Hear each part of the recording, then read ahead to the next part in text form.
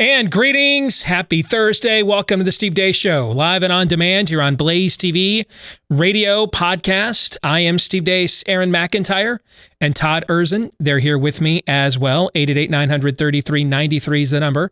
That's 888-900-3393. Steve@stevedeace.com is how you can email us. You can like us on Facebook. Follow us on Twitter at Steve Deace Show, over on Parler at Steve Deace. The last name is Deace. Check out our new YouTube page as well at youtube.com/Steve Deace. And don't forget, pre-sales are underway already for my new book, the sequel to A Nefarious Plot. It's a novella sequel. It's called A Nefarious Carol. And yes, it is a Christmas story, and it's out in time for Christmas on December the 15th. You can pre-order your copy today at Amazon.com. A Nefarious Carol at Amazon.com.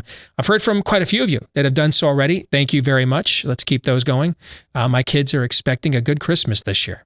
Thank you. All right, coming up here at the bottom of the hour, Byron York of the Washington Examiner is going to join us talking about his new book, Obsession Inside the Washington Establishment's Never-Ending War on Donald Trump. We'll get into that conversation here at the bottom of the hour. Next hour, we're going to answer a listener question on Theology Thursday, and then we will play our beloved game of 3 non-political questions. Aaron, are you prepared? Absolutely, I am 2/3 prepared. So you just remembered this 10 minutes ago. That's what that means. I didn't say that out loud. No, you didn't. But you didn't have to. Here we are. Speaking of which, though, here is Aaron with a rundown of what happened while we were away. What happened while we were away, brought to you by another boisterous campaign event for Joe Biden. And what makes his wild claims and hopes, he now hopes we don't notice what he said or won't remember. And when he does follow through, or doesn't do, when follow through, the exact opposite. Biden was in Michigan unveiling his manufacturing plans if he's elected. I want to thank you all. I carry with me, I don't have it, I gave it to my staff, but I carry with me in my pocket do I have that around anyone? Where's my staff? I gave it away anyway. I carry a schedule in my pocket. And now an update on American culture in the year 2020. Netflix has now released its despicable new movie called Cuties. Cuties, before it was even released, drew heavy criticism from conservatives based on its own description, which says, quote, Amy, an 11-year-old girl, joins a group of dancers named the Cuties at school and rapidly grows aware of her burgeoning femininity, upsetting her mother and her values in the process. Amy, through an ignited awareness of her burgeoning femininity, propels the group to enthusiastically embrace an increasingly sensual dance routine, sparking the girls' hope to twerk their way to stardom at a local dance contest. The show's promotional poster showed young girls, ostensibly the same age as Amy, around 11, in spandex dance costume and short shorts. Well, now that the show has been released, it's as bad or worse than the promotion even indicated. Clips are now circulating online featuring the scantily clad young girls in the show dancing extremely provocatively and being sexualized to the nth degree. Even according to the Internet Movie Database's parental guide, quote, during one of the many highly sexualized and erotic dance scenes that purposefully exploit and objectify numerous scantily clad underage girls, one of the female child dancers lifts up her cropped top to fully display her bare breasts. This is lawfully defined as pedophilia and can be extremely distressing to many viewers, end quote. New Yorker headline, Cuties, the extraordinary Netflix debut that became the target of a right-wing campaign. Netflix has over 70 million subscribers in the U.S. and over 180 million worldwide. Don't worry, though, the United States military is still a bastion of Americanism, or so we thought. It was recently revealed that required reading for cadets at West Point are 2 books, one of which is named Critical Race Theory and Introduction. The other is named A Critical Introduction to Queer Theory. Wildfires continue to rage across many parts of the American West. One wildfire is attributed to a baby gender reveal party gone wrong. Comedy Central's Trevor Noah, your thoughts? And aside from all the damage it can cause, celebrating a baby's genitalia is starting to feel very outdated. Like, given everything we're learning about gender reveal parties should only happen when the child is old enough to know their actual gender and to pitch in some cash for the fire damage. And honestly, I don't even know why we need gender reveal parties. You know what we do need, though? race reveal parties. Football update. Ohio Governor Mike DeWine says there's a quote-unquote decent chance the Big Ten will return to play this season. Ohio Attorney General Dave Yost told Fox Sports Radio's Clay Travis he believes Ohio State and other schools could sue the Big Ten if teams don't play this year. University of Nebraska President Ted Carter said yesterday he expects a vote by Big Ten presidents on returning to play very soon. In other odds and ends news, speaking of Nebraska, Senator Ben Sasse has called for the repeal of the 17th Amendment and eliminating popular vote Senate elections. And finally, what happens when you ask random people what they're doing to combat sexism in their own homes? We're just wondering what people have done in their own household to combat sexism. No, I mean, I live with my partner, and we are both pretty equal. Would you mind if we came and took a look just to make sure? I'm working in the office right now. Yeah, is it possible we meet up after work or something just to make sure that there's nothing sexist there, like maybe a woman working on the kitchen or anything like that? We can meet up after work. I don't know what I'm getting off, so... Yeah, if you want to give me your number and then we can meet up and then I can come back and make sure there's nothing sexist in your house. That's all the way up in Inwood. Yep, so that's... we're willing to do that if that's okay with you. I mean, probably not. And that's what happened while we were away.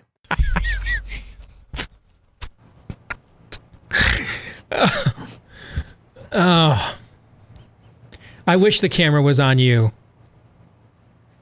and the audience got to see Todd's reaction to those Joe Biden clips.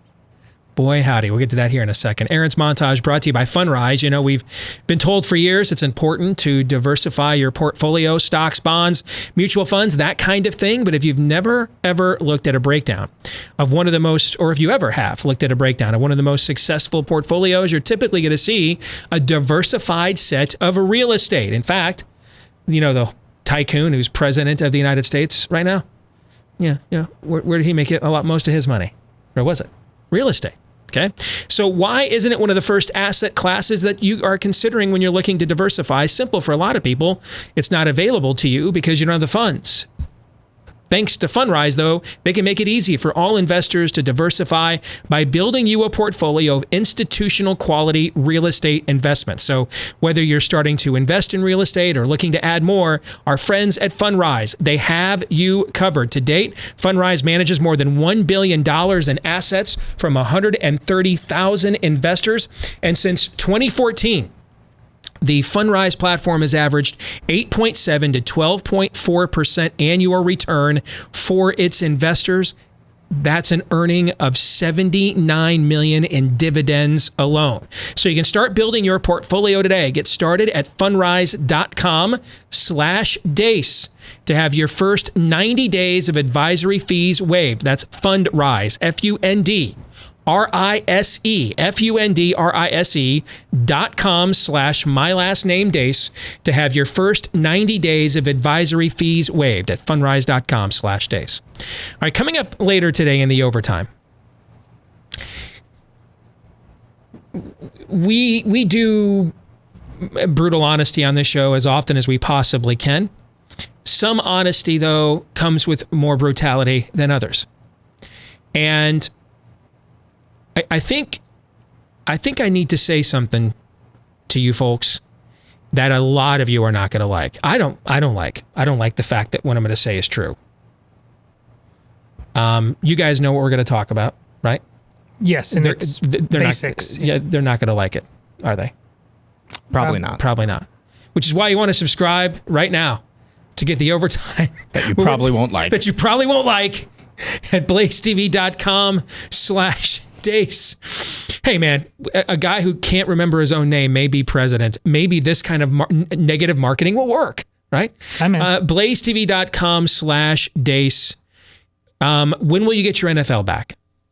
When will you be able to throw your mask away? We're going to answer those questions for you. And I don't think you're going to like the answer. I don't like the answer. But I think it needs to be answered nevertheless. blazetv.com/Deace is where you're going to find that today. And we're going to put it in the overtime because if you're paying for this, then I know it's a message you are really receptive to, right? And frankly, I don't want to drop a deuce on the new expanding audience that we have for this show.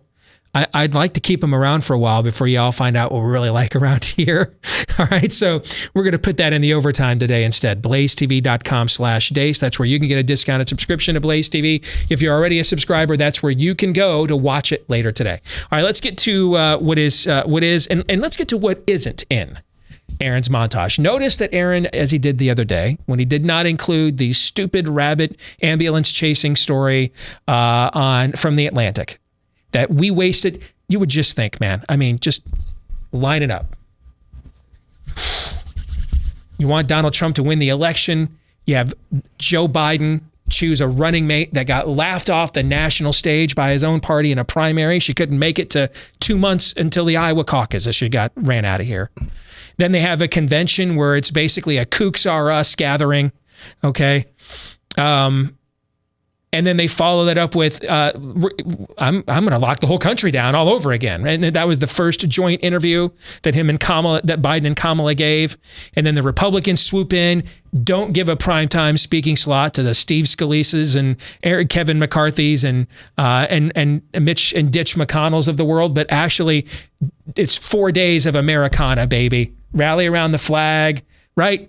Okay, it's like a MAGA convention.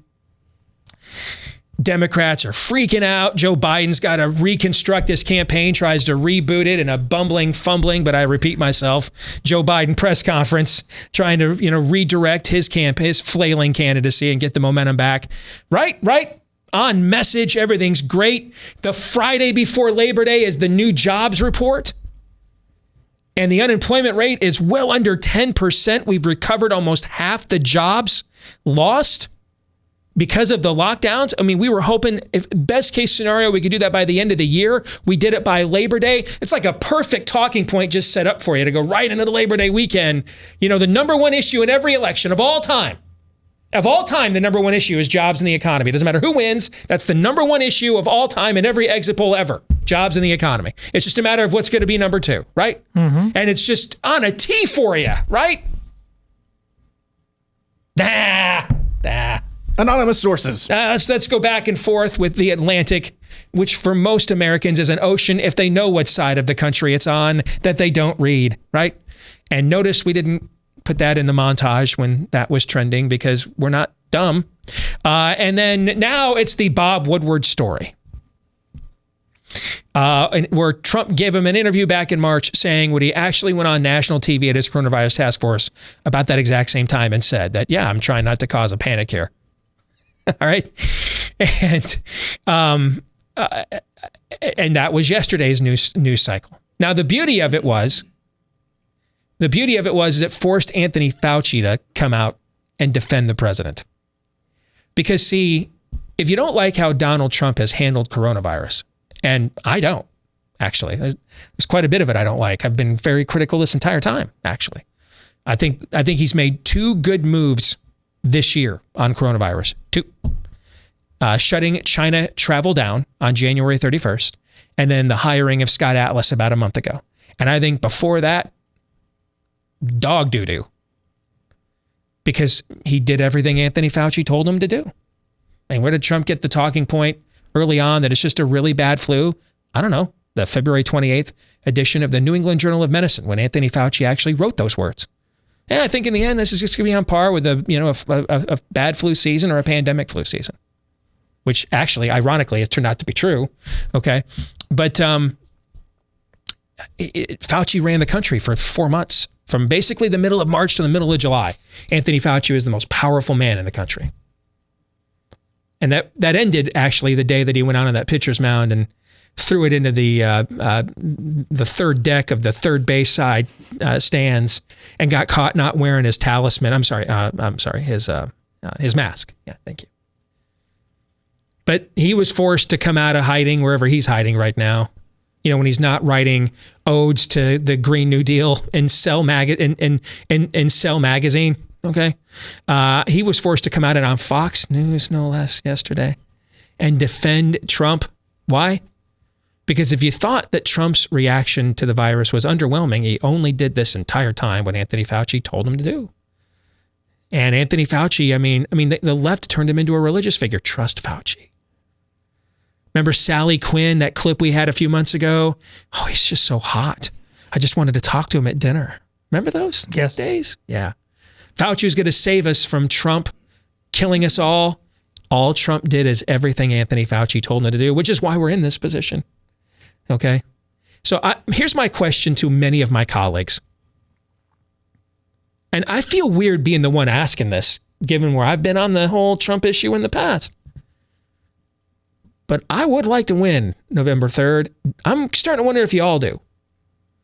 Because if every time the left just lifts its skirt in the media and shows us a little leg, no matter how unshaven, hairy, and monstrous it is, we're going to drive off into a ditch making googly eyes, following it around. And then let's just go ahead and tell Joe Biden, bro, you probably better start working on your inauguration speech now, because it's going to take you that long to probably mnemonically remember it, given where your cognitive decline is at the moment. I mean, the president's out there. Let's bring the troops home from Afghanistan. Let's play football. We're out there talking about Bob Woodward. Meanwhile, America again. Bob Woodward, the Watergate dude? I thought he was dead. People don't care about this stuff. They just don't care. We do. I don't know why. Well, I do know why. Because our entire business model as an industry is predicated on just reacting to them. Which means all we're ever doing is responding to them. They're always determining what the narrative is. I don't know why we do that. I don't know why we go along with that. I don't know. Maybe that is a good business model. Maybe that's why I'm not rich doing this. I don't know. Maybe the business model is to not actually try to win, but just, that whole own the libs thing. Just counter their narrative and point out how it's BS, but then don't try to beat them after you point it out. And then when they bring the next BS narrative, call that BS, but then don't try to beat them after you point that one out. And then when they bring the next BS narrative, call that one out, and then don't try to beat them after you call that one out. And we just do the time warp again. Wash, rinse, repeat. That's all we do. I don't know. Maybe that works. I don't know. People who are far wealthier than me do this all the time. I see it in my Twitter feed. So I could be the numbnuts here. I mean, that could be what you all want.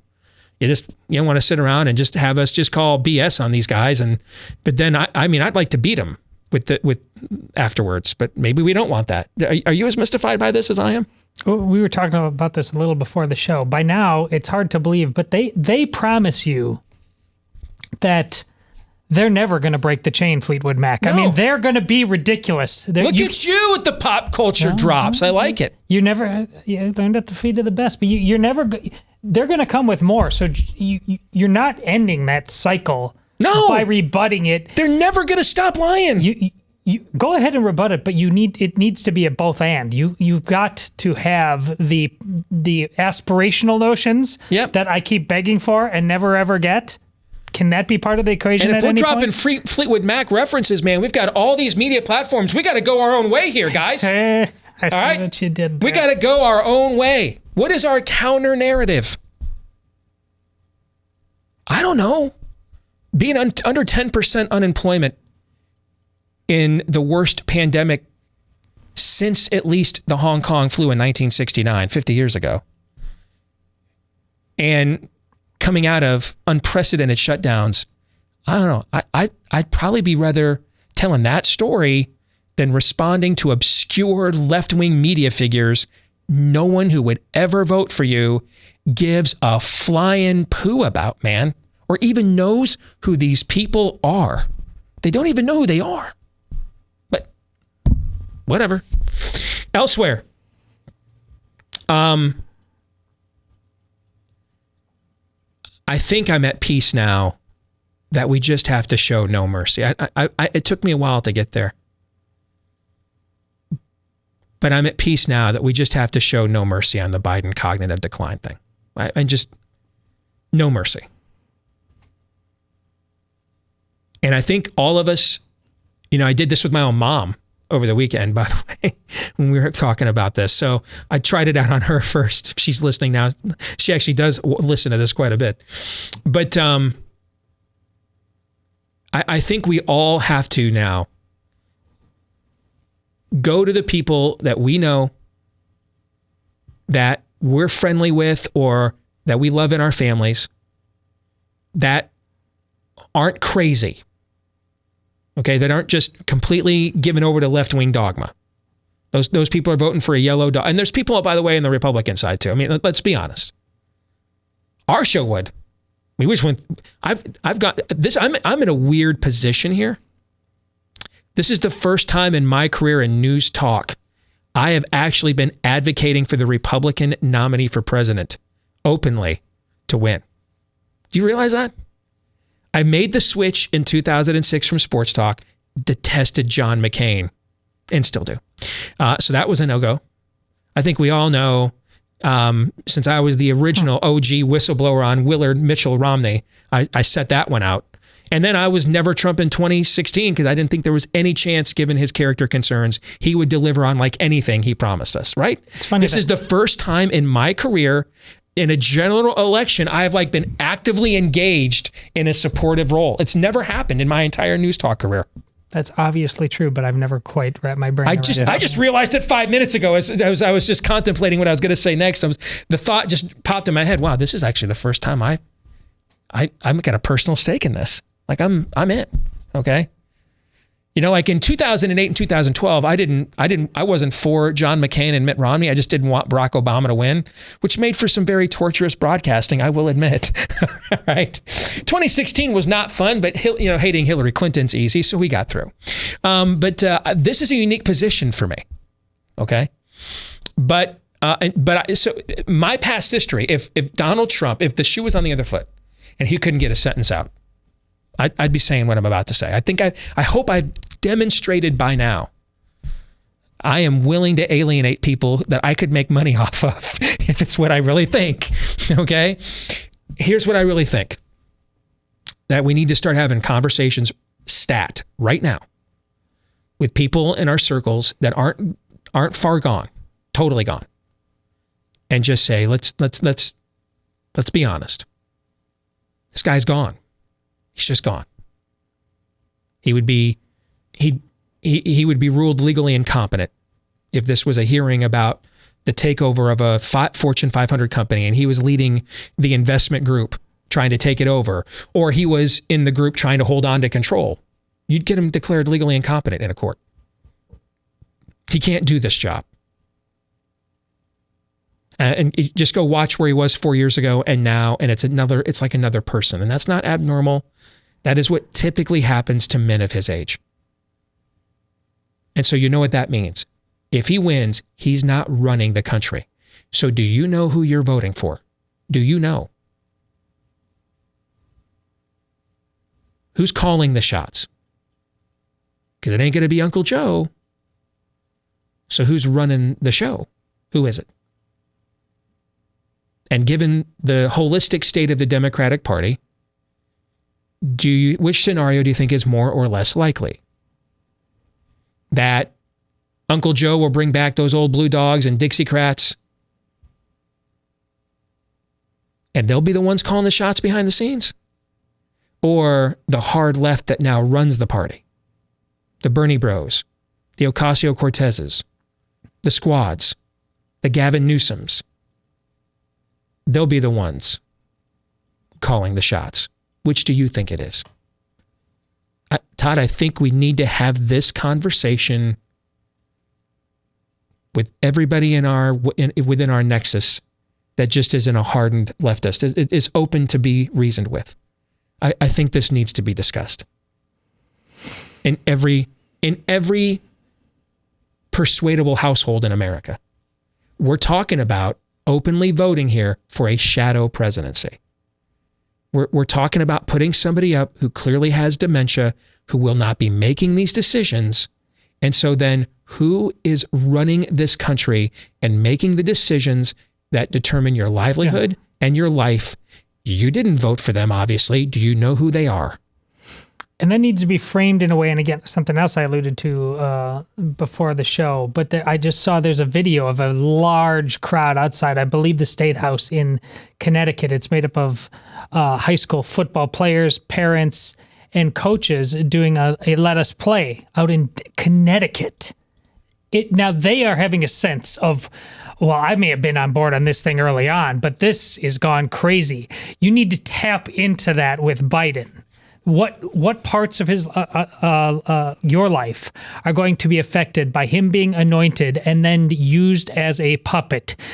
I promise you, things more important than football are going to be destroyed or taken away from you. I think you need to understand he had almost basically what the debate between him and Bernie was right before Super Tuesday, or was it right after? It was after.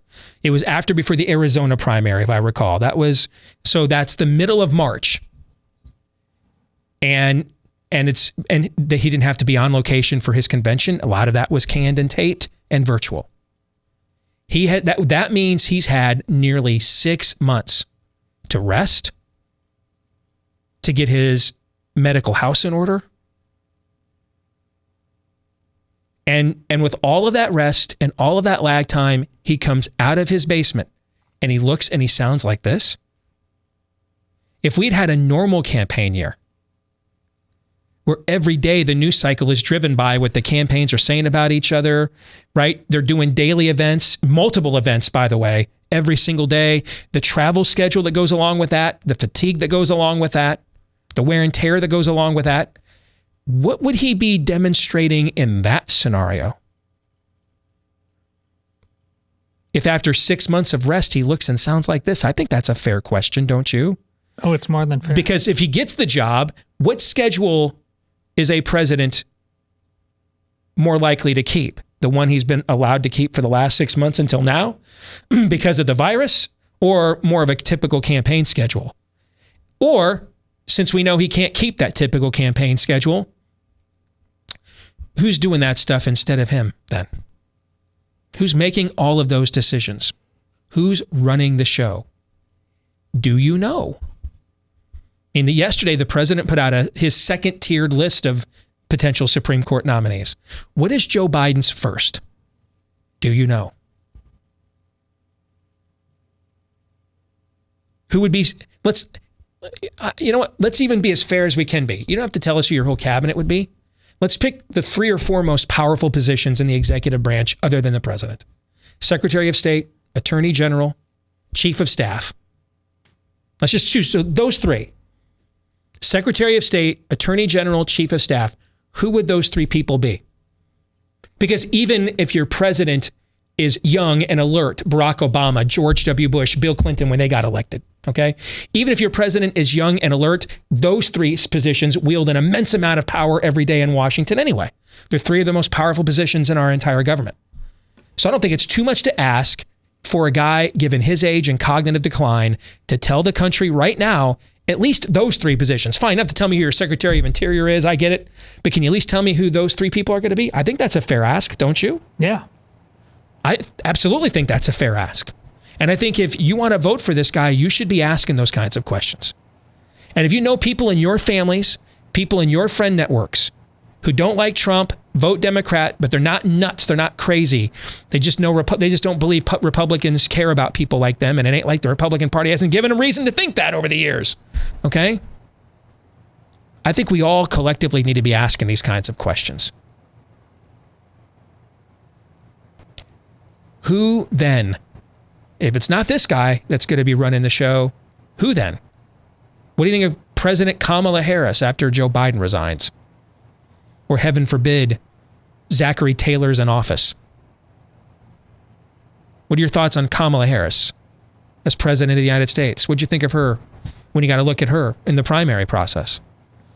I think we need to be having these conversations with reasonable Biden voters within our own nexus all over the country. We'll come back. Byron York of the Washington Examiner is going to join us next.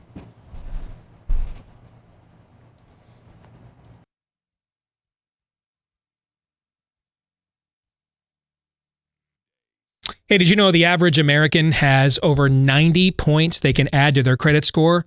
They just don't know how to do so.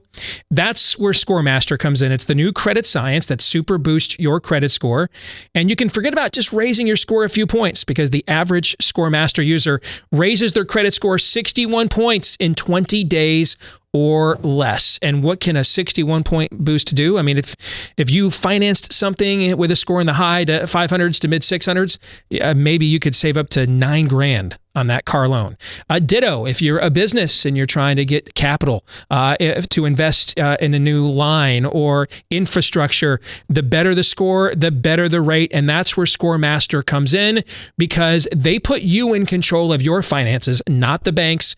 They let you see everything in your file and then what you can do by empowering you with this info, what you can directly do to positively impact your score. You can enroll in minutes, see how many plus points ScoreMaster can add to your score by visiting scoremaster.com/Steve. That's scoremaster.com/Steve. The name of the book, Obsession, Inside the Washington Establishment's Never-Ending War on Trump. And the author is Byron York from the Washington Examiner. It's been a while, brother. How are you? Good to see you. Doing well, Steve. Thanks for having me. You bet.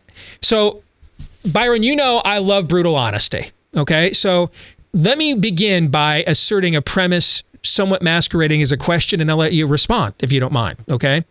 When this whole Russian collusion thing began and the idea that it was all bunk, the idea that a decorated former Marine, 50-year patriot, director of the FBI, Robert Mueller would direct a probe that would come back with nothing and the whole thing would be bunk and the whole thing would be a witch hunt. I think you know I've been a bit of a Trump skeptic over these past few years. I just had a hard time believing that. Okay.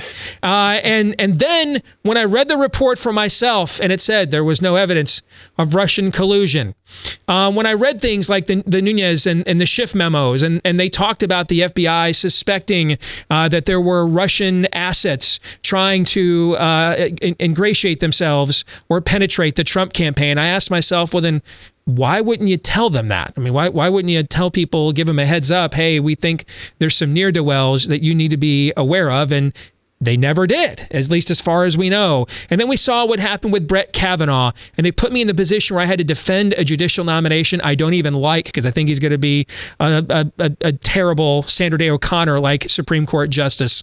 Over and over and over again, we saw so many of these scams that I thought to myself, this is unbelievable. I felt like now I'm Han Solo. It's a lie, all of it, okay? So when did you begin to detect that this wasn't real, but just we were just running back the 2016 election with these stories over and over again? Well, I guess I first began to feel that pretty early in 2017. And the reason was I began to talk to Republicans on the Hill like Devin Nunes who were skeptical about what was going on. They knew that the FBI had been up to something. Obviously, we learned about a dossier in January of 2017 before Trump actually was sworn in as president. So we knew some funky stuff was going on. Then the whole Michael Flynn thing happened. And, you know, by March, Michael Flynn is interviewed by the FBI on January 24th, 2017, 4 days in to the president's term. But by March, members of Capitol Hill are figuring out something funny is going on with that. So fairly early, the story that I tell in this book, really the premise of it is when Nancy Pelosi, it was December 2019, less than a year ago, House Democrats are racing to impeach President Trump. And at one point, a reporter says to Nancy Pelosi, what's the hurry? Why are you in such a rush here? And she said, there's no rush. This has been going on for 2.5 years since Mueller began. And a lot of Republicans said, wow, she finally said it out loud. This impeachment, it's not about Ukraine. It's not about a phone call. It's a continuation of a long effort to remove Trump from office. And what I do in this book is go back and tell that whole story. Why? What is unique about him? I mean, let's face it, until he came down from that escalator, he flirted with GOP politics in 2012. I was on the Gingrich campaign. We wanted his endorsement. He endorsed Romney instead. But prior to that, he frankly has spent most of his adult life running in their circles, not in circles of people like me or even you. And so what was so unique about him, or maybe it was the issues he ran on and the base he was attracting, that was cause for just a never-ending attempt of ham-fisted coups?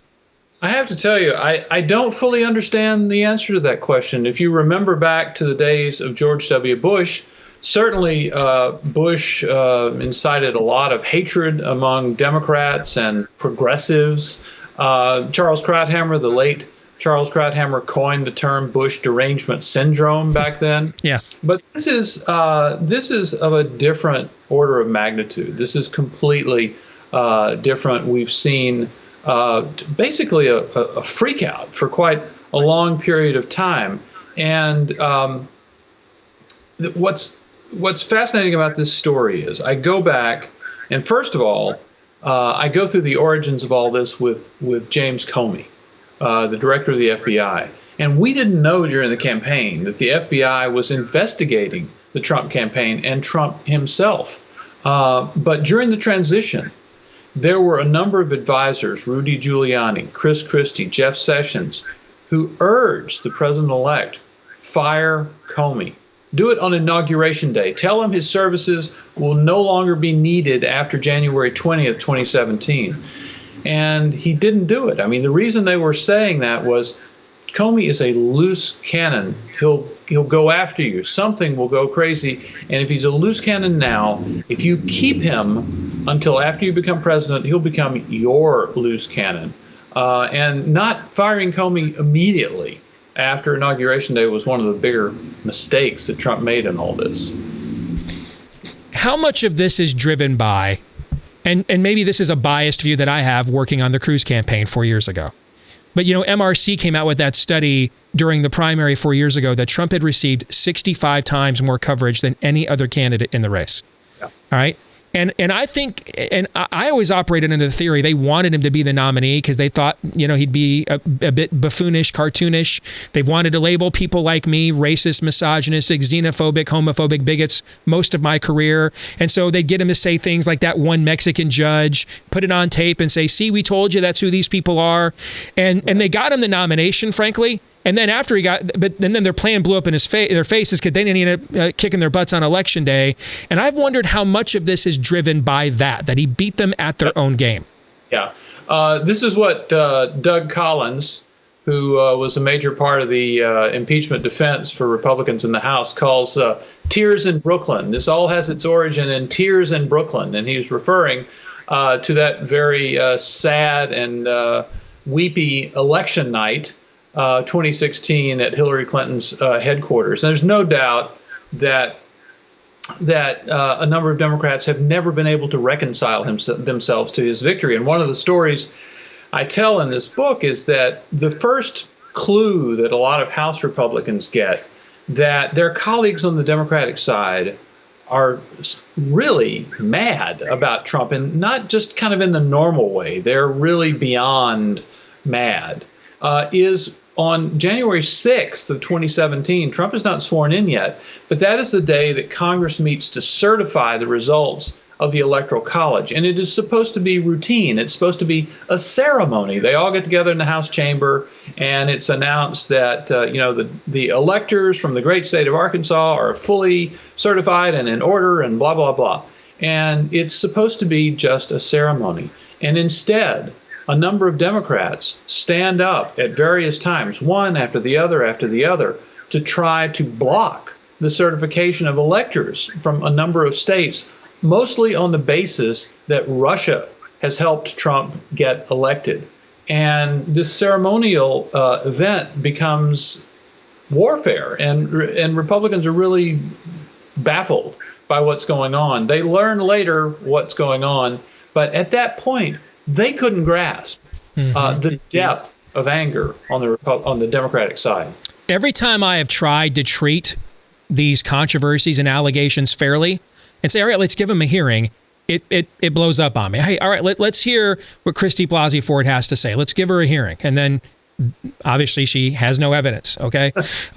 Let's give Bob Mueller. I mean, this is a guy that when Trump was writing avoiding STDs was his personal Vietnam. This was a guy winning, Bronze Stars in the Marines. Let's give him the benefit of the doubt and see what he comes up with. Yeah. Nothing. And in your book, you point out that they kind of knew they had nothing early on and just kept going with the charade anyway. It seems like you can't give anybody a fair hearing. They just show their rear end every time you try. This is an incredible story. Remember, Mueller is appointed to investigate collusion, this theory that the Trump campaign in Russia conspired to fix the 2016 election. And Mueller starts investigating collusion right away. Now, there's a story that really most people don't know about the beginning of the Mueller investigation, which is the president came up with a plan of really radical cooperation. His lawyers went to Mueller and said, listen, we, Donald Trump, want this investigation to be over quickly, very quickly. Now, you, Robert Mueller, you're going to want all sorts of evidence from us, millions of documents, the testimony of people in the White House, a lot of which would be covered by executive privilege. But here's the deal. We'll give you everything you want, all the documents. You talk to anybody for as long as you want, if in return you will tell us that you're going to wrap this investigation up quickly. They shake hands on the deal. It's never written down. It's a handshake deal between John Dowd, the president's lawyer, and Robert Mueller himself. And then Mueller immediately goes about looking for collusion. And the Trump lawyers can see who they're talking to. They know who they're interviewing. And they can tell that this is a dry hole. Collusion is not happening. And by the fall, and certainly by the end of 2017, the Trump lawyers know that Mueller has come up with nothing on collusion. And there's a meeting on December 21st of 2017. And the Trump lawyers are saying, look, we know you looked for it. It's not there. It's time to wrap up. And the Mueller side says, no, we're going to look into allegations of obstruction against the president. Matter of fact, we might need to talk to the president himself. That does not sit well. And a few months later, in March, there's another meeting. And this comes up again. And Mueller says, well, maybe we'll have to subpoena the president. And John Dowd slams his hand against the table and says, you do that, you're going to get a war, and you're going to lose it. They're really, really fighting each other. And at that point, the whole final year of the Mueller investigation becomes one long fight over whether the president would testify, because long ago, they knew that they had nothing to establish that collusion took place. You saw this with the Ukrainian phone call impeachment, where you had witnesses go before Congress, and really their grievance was, I don't like his foreign policy. He doesn't make decisions I agree with as a bureaucrat.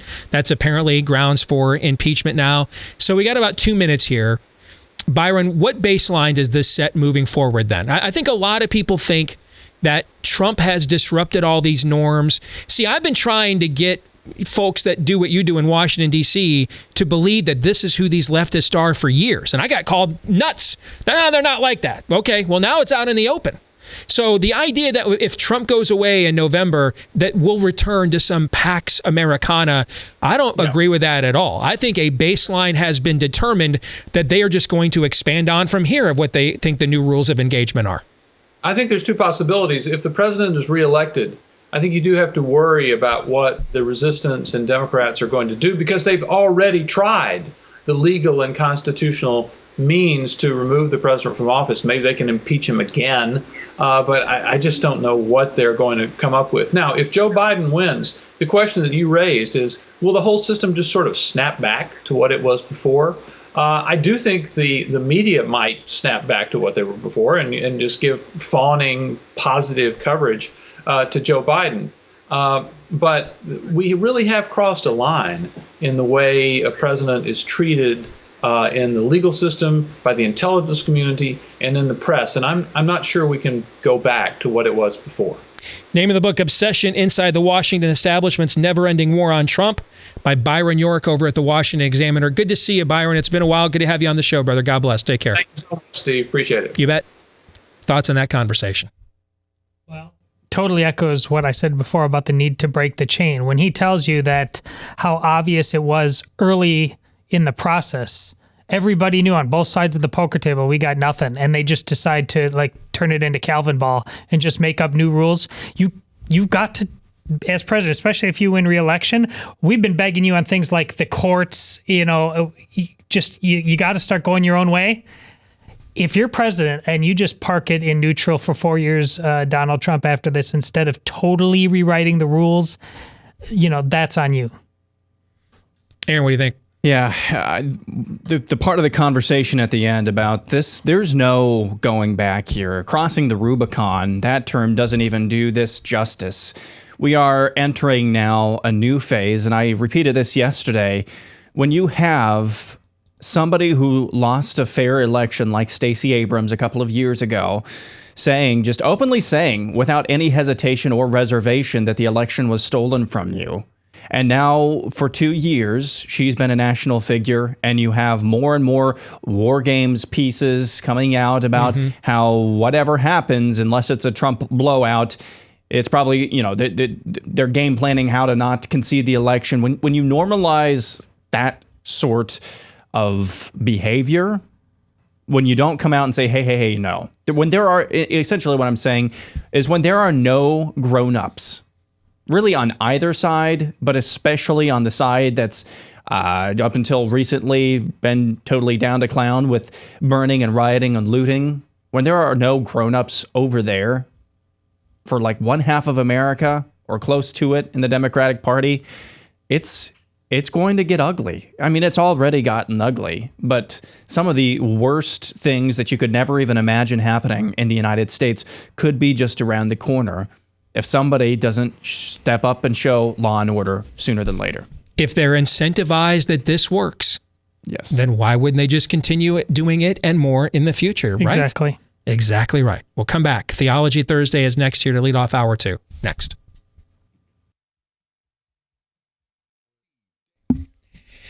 We're back with hour 2, live and on demand here on Blaze TV, radio, and podcast. Steve Deace here with Todd Erzin and Aaron McIntyre. And all of you, steve@stevedeace.com is how you can email the program. Like us on Facebook. Follow us on Twitter at Steve Deace Show. That's DEACE. You can also check us out. Follow us on Parler at Steve Deace. Our new YouTube channel, youtube.com/Steve Deace. And if you're a podcast listener, don't think you aren't appreciated, because you are. We love you. All we ask in return is that you give us a 5-star review if you like the show, and hit that subscribe button if you haven't done so already. You should be able to do those 2 things wherever you choose to podcast us from. And thousands upon thousands of you have done this for this program already. We are so appreciative. Thank you very much. Coming up here at the bottom of the hour, we'll play our weekly game of 3 non-political questions. But let's get to Theology Thursday, brought to you by Home Title Lock. So what does COVID-19 have to do with the threat of losing your home? Well, according to the FBI, it could be quite a bit. The FBI is reporting that cybercrime has increased in America 75% since the lockdowns began. I mean, we're online more than ever before. We're exposed online, doing more business online than ever before. And here's the other issue with that. That's where a lot of our home titles are kept these days as well. And so cyber criminals, they find the title to your home online. They forge your signature on a quitclaim deed and refile as the new owner of your home. And before you know it, you're off the title. That can destroy you. They can take out loans on your home. They can liquidate your equity, stick you with the payments. You may not find out about it until a late payment notice arrives in the mail, maybe even a foreclosure notice. That's where Home Title Lock comes in. They're going to put a virtual barrier around your home, your most important asset, and the instant they detect any tampering whatsoever, they will mobilize to shut it down. But first things first, go to HomeTitleLock.com and register your address to see if you've already been a victim and don't yet know it. HomeTitleLock.com, and while you're there, use the promo code STEVE for 30 free days of protection. That's 30 free days of protection when you go to HomeTitleLock.com and use the promo code STEVE. Let's get to Theology Thursday. And I have a question that I want to answer from one of our viewers/listeners this week, and his name is Brandon. And he sent me this note on our Facebook page. He says, Steve, How do you end up believing in Jesus? For the last 5 or 6 years, I've been on this little journey. I started as an obnoxious atheist, and now I really want to be an obnoxious Christian. No, that's not really what he said. I just threw that in. Now I am a Christian allied atheist who would like to be a believer. I own a Bible. I've read some of it. I think it offers excellent guidance and advice on how to live a happy and successful life. I think the 10 Commandments are very important. I think Jesus is a fantastic example to follow. If I had children, I'd want to raise them in a Christian home. Christianity has been a clear net benefit to the world. I've personally benefited from Christianity, but I have one last step to make, and that is a genuine belief in an afterlife. I'm ready to say Jesus is my Lord and Savior, but I get the feeling he knows there is some skepticism in my heart. That is any of it real beyond just offering good life suggestions? What can I do to help that? This is an excellent group of questions. Excellent. First of all, Brandon, let me give you an attaboy from the beginning. And it's, by the way, sometimes when I do that, it's to set you up for the hard truth to come. That's not the intent here. The fact that you are interested in an earnest, sincere conversion, props to you. Okay? You know, we've heard the term false positive a lot lately. And I know some of you have sent me the note. My wife even texted it to me. When she logged onto Facebook, she got this notification as well, that the science team at Facebook is claiming by actually sharing the New York Times' own expose did you get one of these too? Yeah. Sharing the New York Times expose of our scam testing system, that I may be guilty of peddling fake news on the virus. Okay?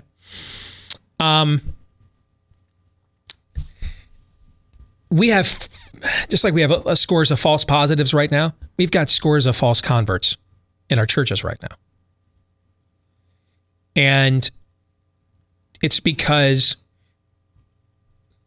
we have tried to emotionally, speaking for my own neighborhood here for a second, amongst evangelicalism,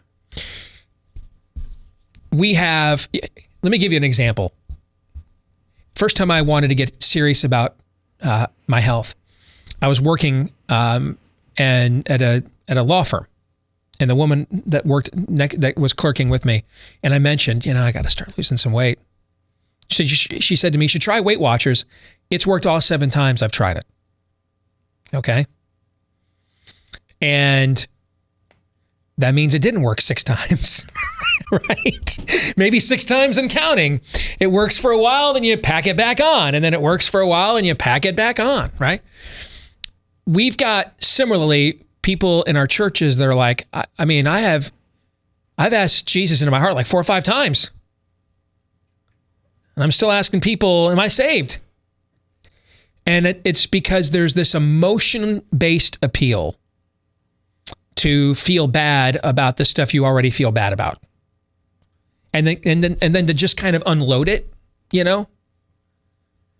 It's a little bit like when you have done something that has betrayed the trust of somebody you care about, and you've been concealing it and not wanting to admit it, and then you finally come forward and admit it, and you feel great. And then, now they've got to deal with it, and you're like, why can't you just forgive me? Well, you feel great. You got it off your chest.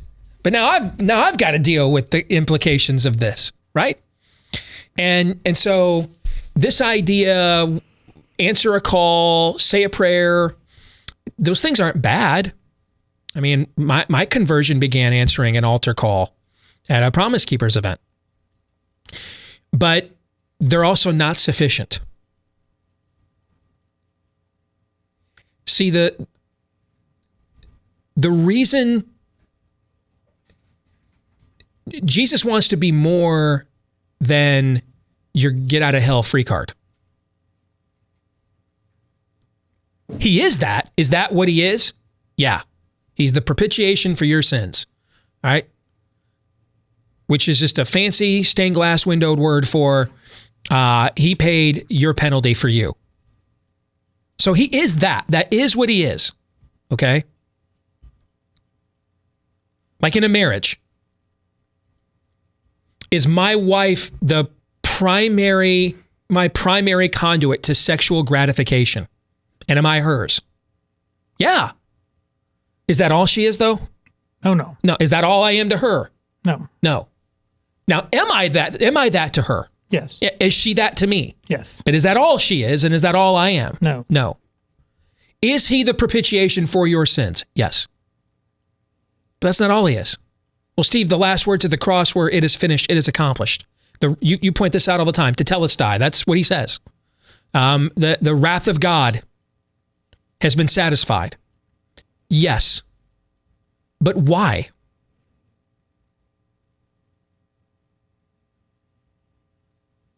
I mean, God didn't send his son to satisfy the debt you owed him only or simply because you owed it to him and it had to be paid. He's not a bill collector, not a debt collector, not a repo man. He wants that relationship restored. This was in the way of it. That's the point of it, ultimately, is the restoration of a relationship. To put things back to what they once were before there was sin. It's not just like, hey, you owe God this debt because you did all these bad things. Jesus died. Debt's wiped out. You know what? God got his money. Peace out. No. Because what he wants from you more than anything is a relationship. But this was in the way. This had to be dealt with first. But not only. So Jesus is more than just a propitiation for your sins. He is a path to a new life. The life that you were originally intended to have. That all of us were. So there's more happening here. I think when I hear you or read what you wrote to me, Brandon, I hear someone with a desire for that life.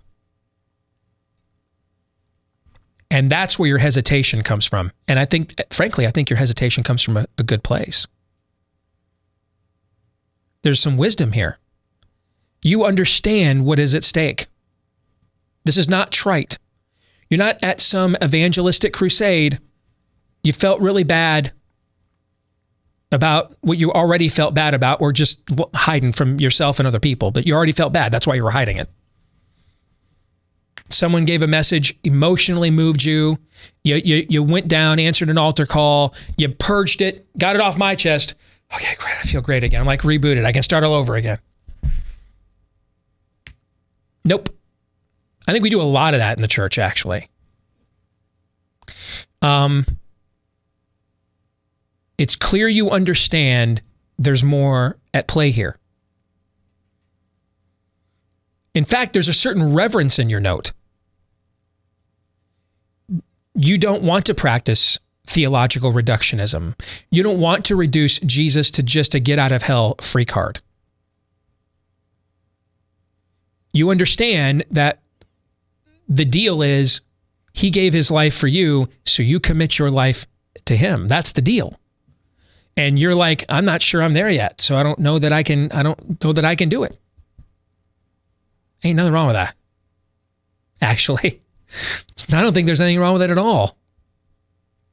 You are hovering around the target, my friend. So it ain't my place to close the sale. I'm not the Holy Spirit. So I'm not speaking on God's behalf. I am going to speak to you on my own. What I think is missing here you have a lot of this nailed intellectually. And I've spent a lot of my career urging us to intellectualize our faith more, to that we're, the scales of faith are here and reason is down here. And we need to tip the balance so they're like this. Okay? If it's all faith here and reasons here, then we're just getting into this emotionalism that I was just discussing. On the other hand, all right, I drop a massive rock on the scale here where emotion was. It drops. Reason goes way up here. I'm sorry, where faith was. And reason goes way up here and faith stays down here. Now we've overanalyzed this. Now we've over-intellectualized it. Steve, should my faith be based on faith or reason? Yes. It's by faith you have been saved through the free gift of grace so that no one would boast. It's impossible to please God without faith. At the same time, you should always have a ready defense. Real answers for the faith that you have. Why do you have that faith? Why do you believe what you believe? Do no longer be conformed to the thoughts and patterns of this world, but be transformed by the renewing of your mind. Not your emotions, your mind. So it's the answer is yeah, they're both, and they're both key. And what I see is you have over intellectualized this. Because what's missing, Brandon, is the personal connection between you and your Creator. Brandon, you have a lot of the meta down. You have it down, frankly, more than a lot of believers probably, or professed believers in America do. You've got it down.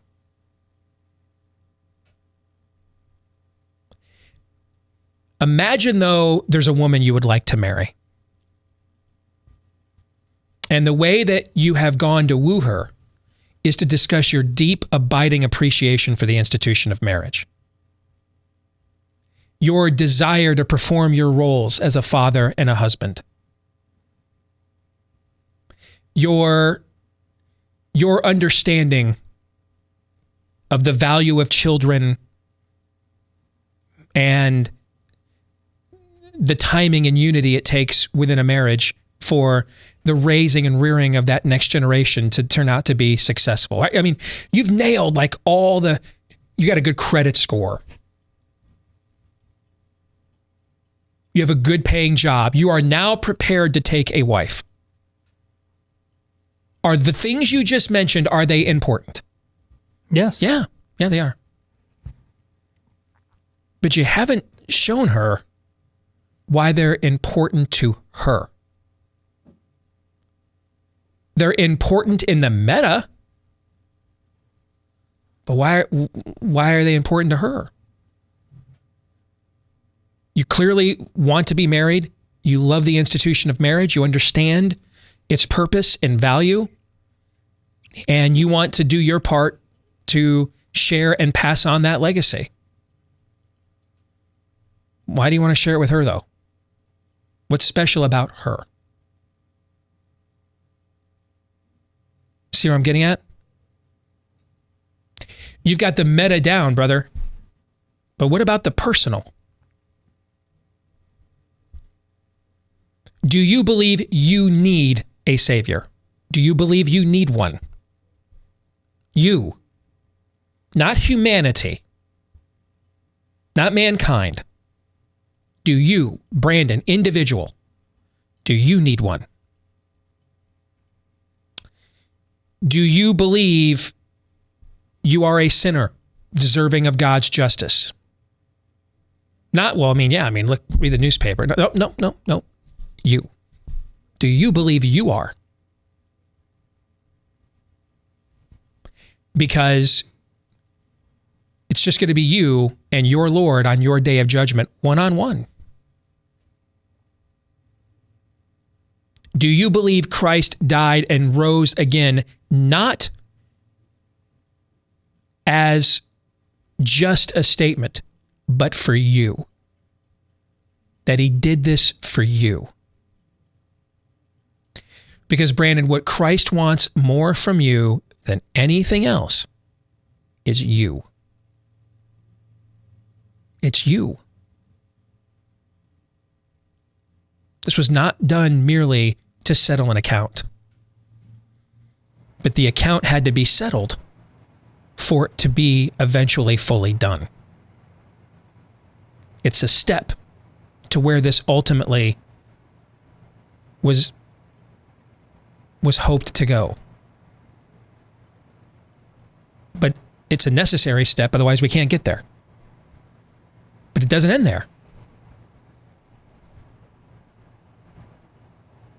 So,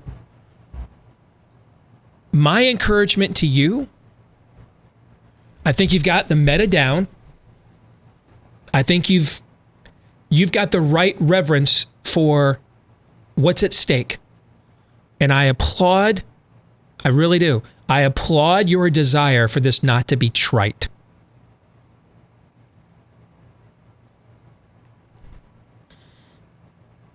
I mean, speaking for myself, I mean, my calling is I serve on the front lines of a culture war. And there are months and months that go by. And it doesn't emotionally feel to me like God is at work in my life sometimes. Months go by.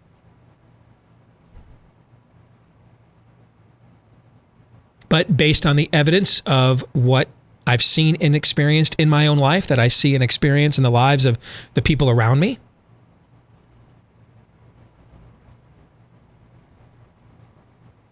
I finished the race. Not always expecting some instant emotional charge. Sounds like you get that part of it. That's good. I think that's sometimes the hardest part for believers to get. But I also think maybe you skipped a step.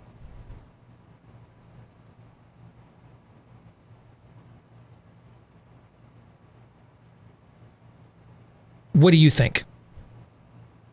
What does Brandon believe? What is Brandon looking for? And then, why are you looking for it with Christ?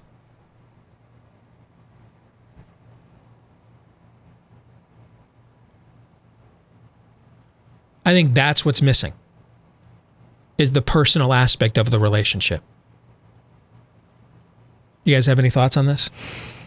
Yeah. There's an honest, going back to the letter, it's one thing to have honest skepticism about a particular, listen, this faith, talk about fancy stained glass windows, whether you're Catholic or not, Steve talks about them all the time, all the different epistemology, the routes you go down. Epistemology, by the way, is just the study of how we know what we know is true. That's all that means. But they're vast in terms of understanding our faith. So having real questions about particulars is something that Christ finds joy in. The other thing, though, is having a skeptic's heart, and that can be put into an idol. I mean, especially those who come from atheism, one of the last hard things to lay down is, and you may really think that my skeptic's heart took me down a lot of wrong roads, but ultimately you may think your skepticism took you down the right road. That could be true too. But if it's if that's become your identity, that's one thing that God's gonna want to break you of. He needs to know that every knee shall bend on all things. And if that tool is not another competing God inside you. Both issues I brought up are in the heart of the disciples. You're not alone in this walk. The honest skeptics, they were called disciples. Do you think, and they had seen some right out of the gate.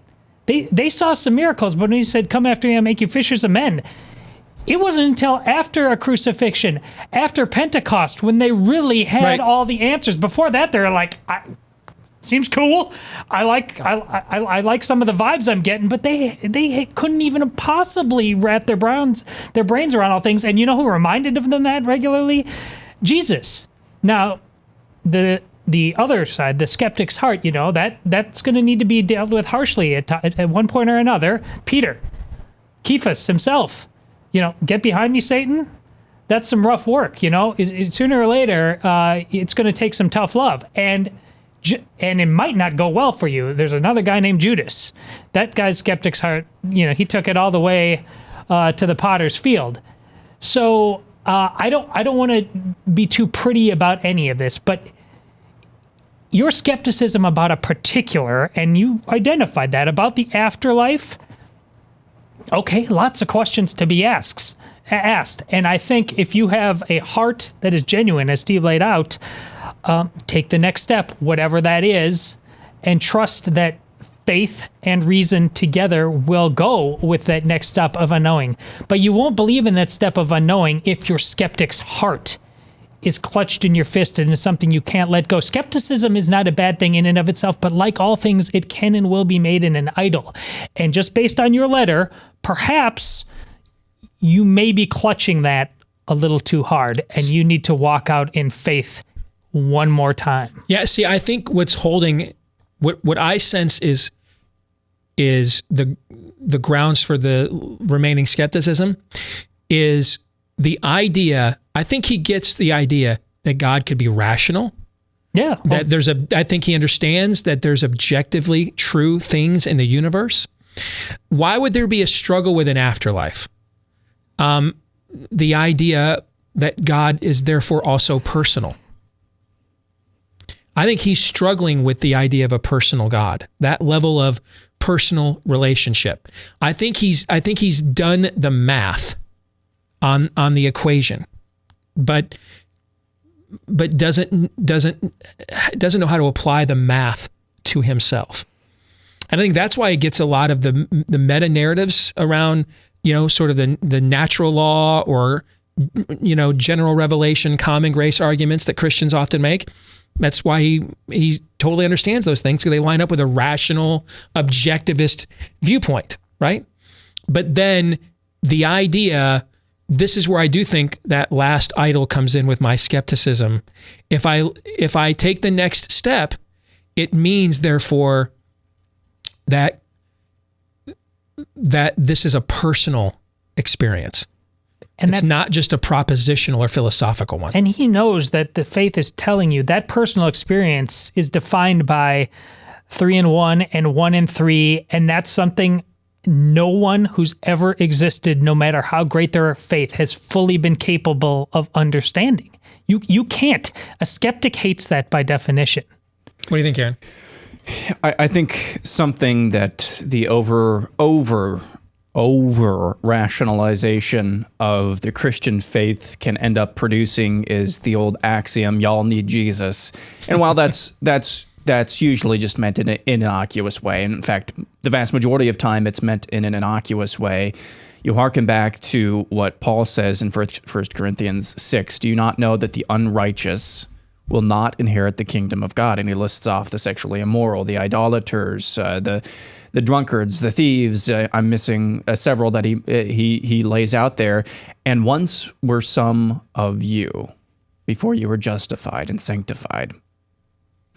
Because every day on this show, every day that I come in, today we're talking about pedophilia on Netflix. I'm hit with the weight of what seems like everybody else's sin. I know you are. I know you watching are as well. If you pay attention to this world, you're hit with the weight of this world that we live in, of the east of Eden state that we are in. We feel like we're carrying that weight, or at least we feel like we're icky. But when you feel really, really, really icky, like more than icky, like woe is me icky, is when you're hit with the weight of your own sin. When you're hit with the weight of your own sin, there is no rationalizing that. That is, it just is. you have nothing else to do than to fall to your knees and beg for forgiveness, because you realize at that point that there's nothing that you can do, you can rationalize with, period. And I will say this, and I've said this before as well. Doctrine, theology, the study of those things, and all of the tentacles that reaches, incredibly important for every single believer, for everyone. But for the believer, the continued studying, the continued skepticism, healthy skepticism, the continued study of theology is only as helpful as it helps you love the Lord with your mind. Because once you have come to that place that Todd has said, where, hey, I've got the skeptic's heart with me, but do I really love the Lord with my mind? Love the Lord with my mind, or is this a love of the study of the Lord? You get the difference there. Mm-hmm. That's where I think we all have to come to at some points. We have to be reminded of that. Do we love the Lord, or do we love the study of the Lord? I think that's kind of what I'm hearing here, just a little bit. Well said. Well, hopefully, Brandon, at the very least, we gave you a nudge in the right direction. We'll come back and we'll do 3 non-political questions here on The Blaze next.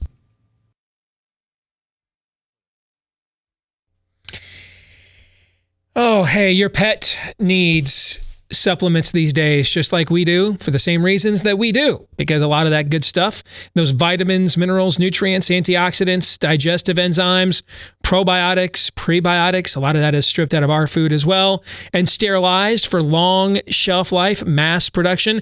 Same thing happens to our pets. That's why they need a supplement like Rough Greens VitaSmart. It is not a dog food. It's a premium dog food supplement. It's a powder that you sprinkle right on your pet's food. And apparently it takes the food they already love and it'll make them love it more, because our dog Cap loves this stuff. And it contains massive amounts of all the good stuff you need to improve mobility, joint health, healthy skin and coat, and more.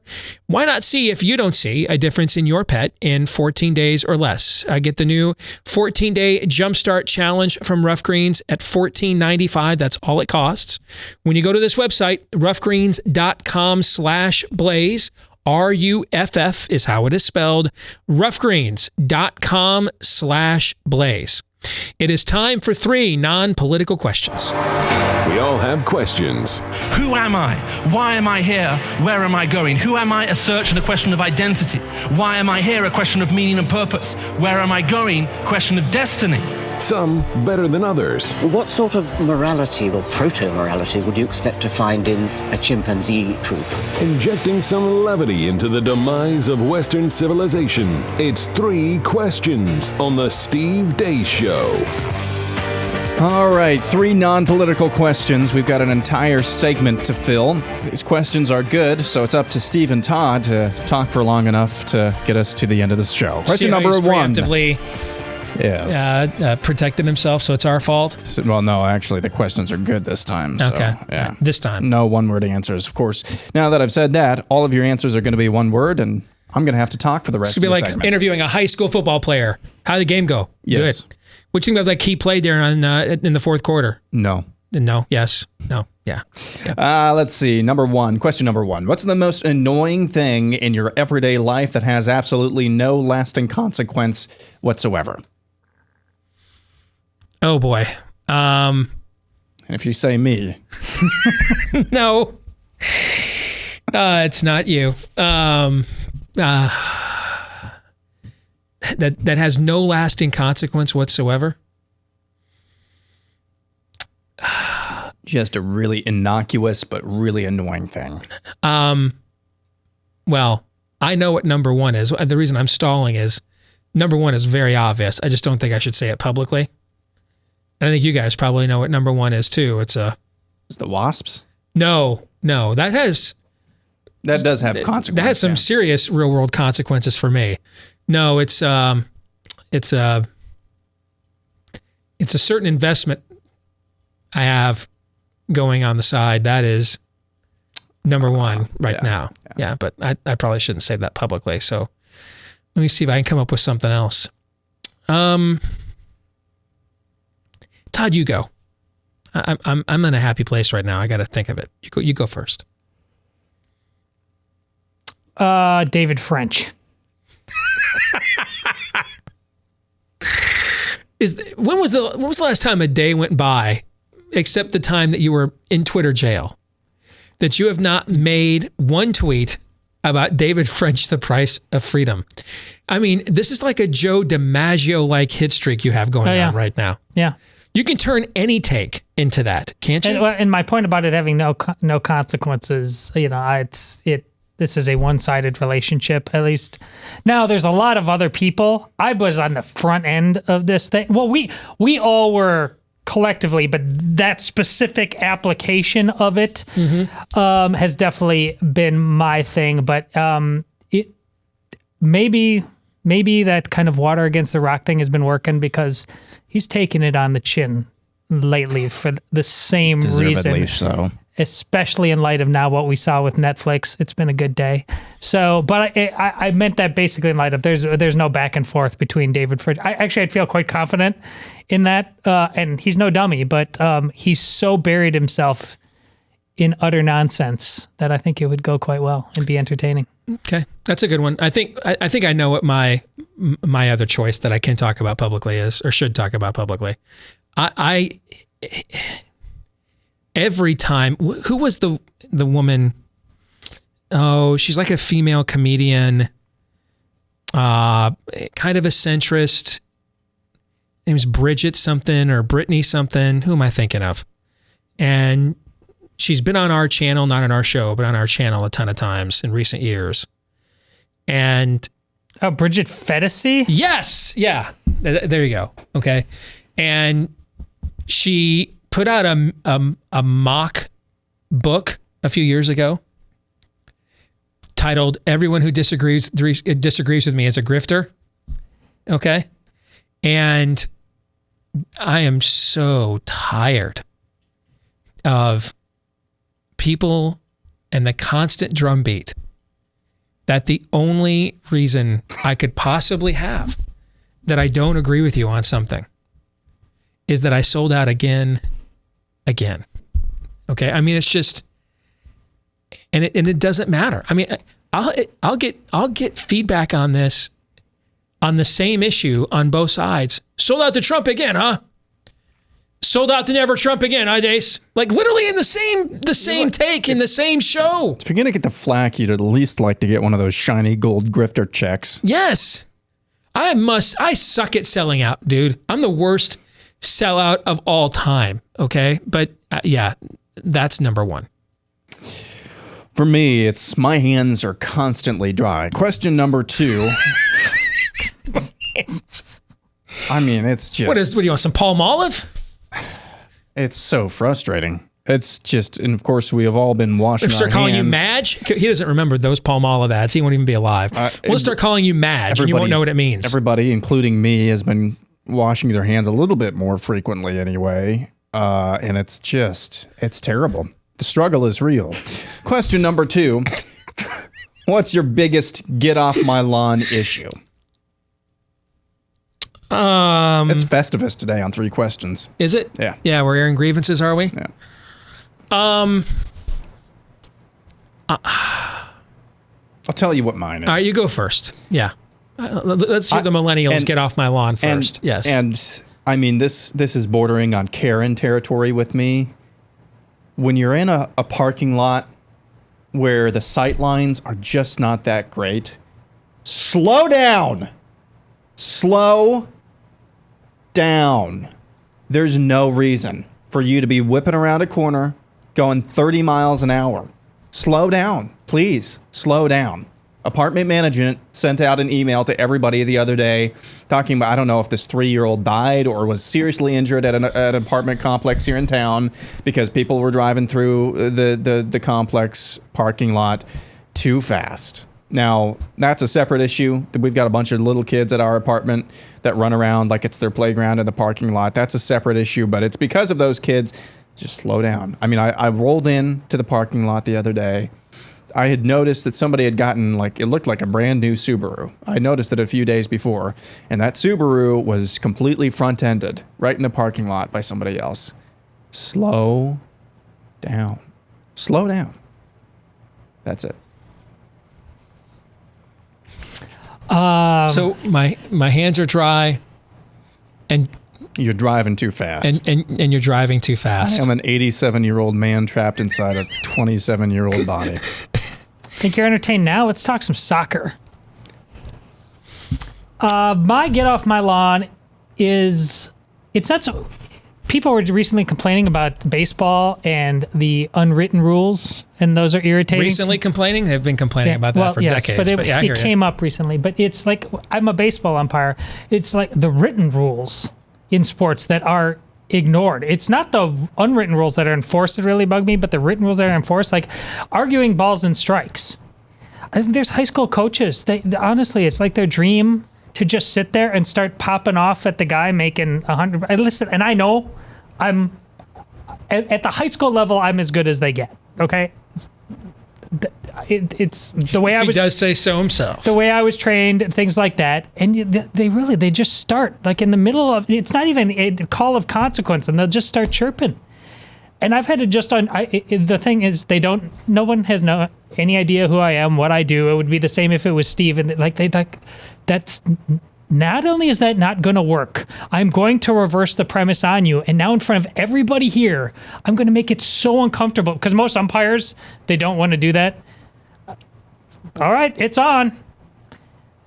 Again, and the rules are on my side. You're not allowed to argue balls and strikes because it's a pitch that happens every single time. It would be chaos if it happened.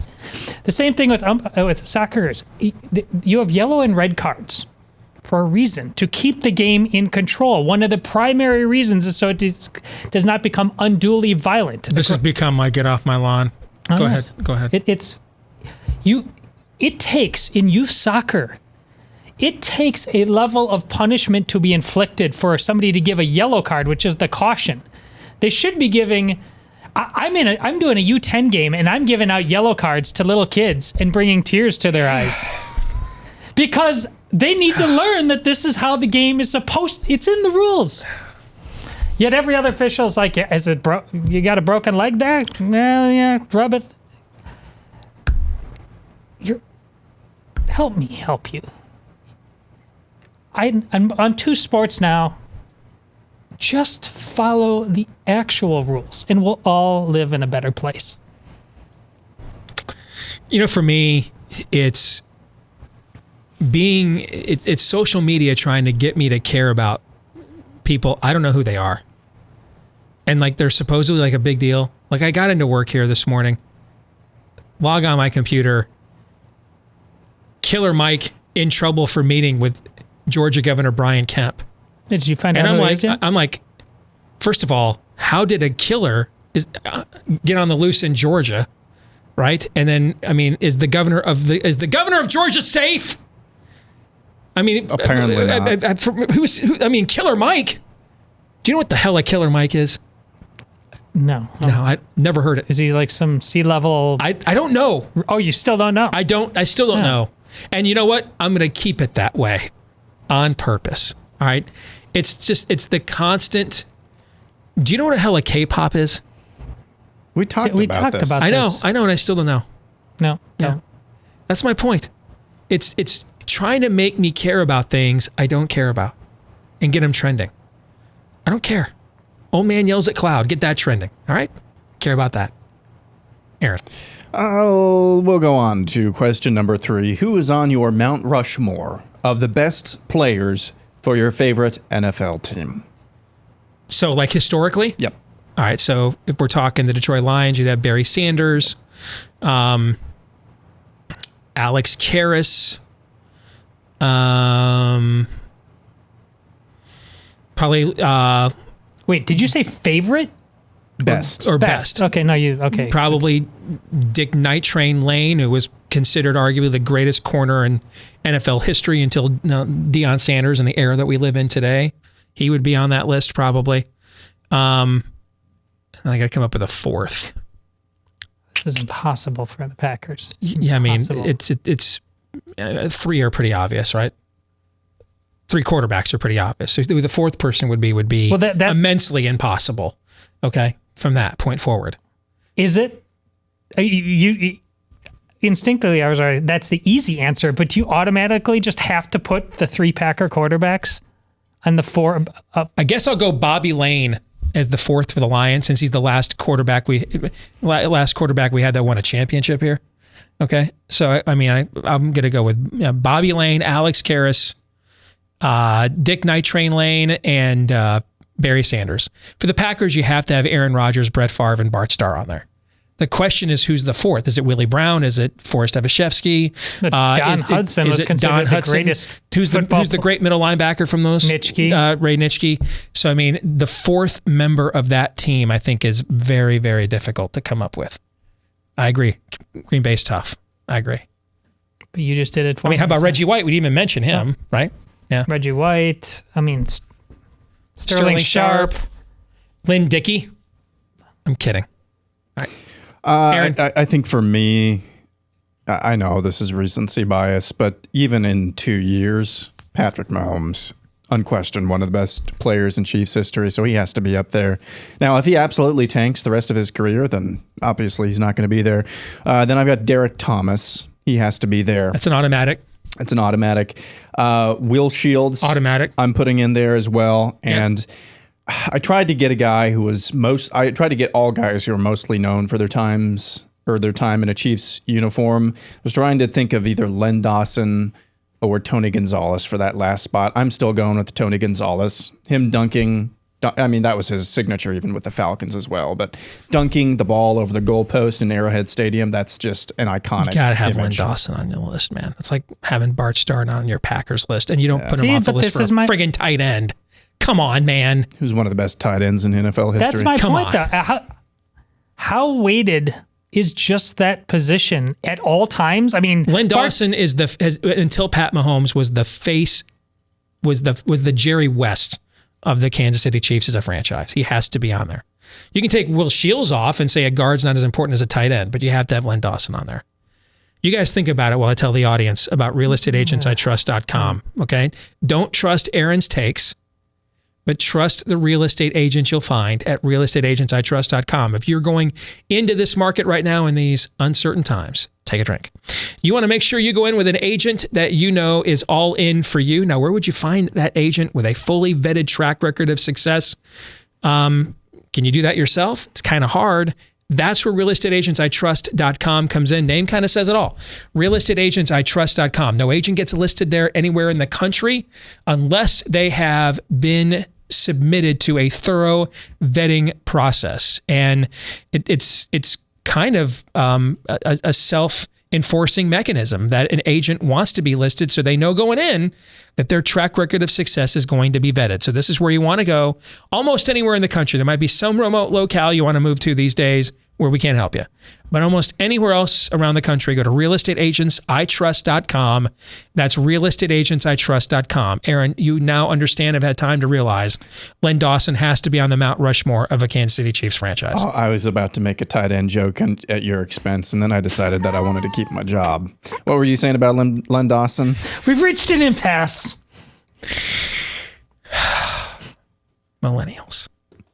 All right, we're going to stick around and anger a bunch of people in the overtime. Don't miss it. BlazeTV.com/Deace. Until tomorrow, noon to 2 Eastern, right here on Blaze TV after Glenn Beck, John 3:17.